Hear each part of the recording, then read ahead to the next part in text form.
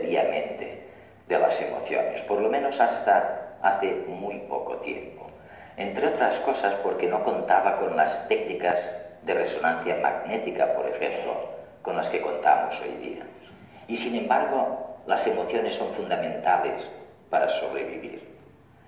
Una persona que no controle sus emociones es un peligro. Pero la persona que no tiene emociones todavía es más peligrosa.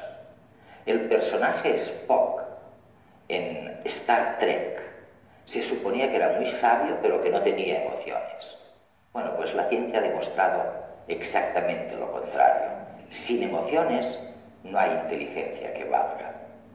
Y además, ahora resulta, lo acabamos de descubrir, que no podríamos tomar ni una sola decisión que no esté contaminada, que no fuera gracias a una emoción.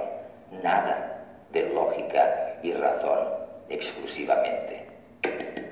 Bueno, esto es muy interesante y por eso es tan importante distinguir entre la fase de la emoción y la fase del sentimiento. Cuando experimentas una emoción, por ejemplo, cuando te invade la emoción de miedo, hay un estímulo que tiene el poder, la capacidad de desencadenar lo que es, en esencia, una reacción automática. Y esta reacción, por supuesto, empieza en el cerebro, pero luego pasa a reflejarse en el cuerpo, ya sea en el cuerpo real o en nuestra simulación interna del cuerpo. Y entonces tenemos la posibilidad de tramar, proyectar esa reacción concreta según la percibimos, con varias ideas que se relacionan con esas reacciones y con el objeto que ha causado la reacción. Cuando percibimos todo eso, es cuando tenemos un sentimiento. Así que percibiremos simultáneamente que alguien ha gritado, y eso nos inquieta, que nuestra frecuencia cardíaca y nuestro cuerpo cambian, y que cuando oímos el grito, pensamos que hay peligro. Es decir, Emociones. eso es, que podemos o bien quedarnos quietos y prestar mucha atención, o bien salir corriendo. Y realmente es todo este conjunto, el estímulo que lo ha generado, la reacción en el cuerpo y las ideas que acompañan esa reacción, lo que constituye el sentimiento. Sentir es percibir todo esto, y por eso vuelve a situarse en la fase mental.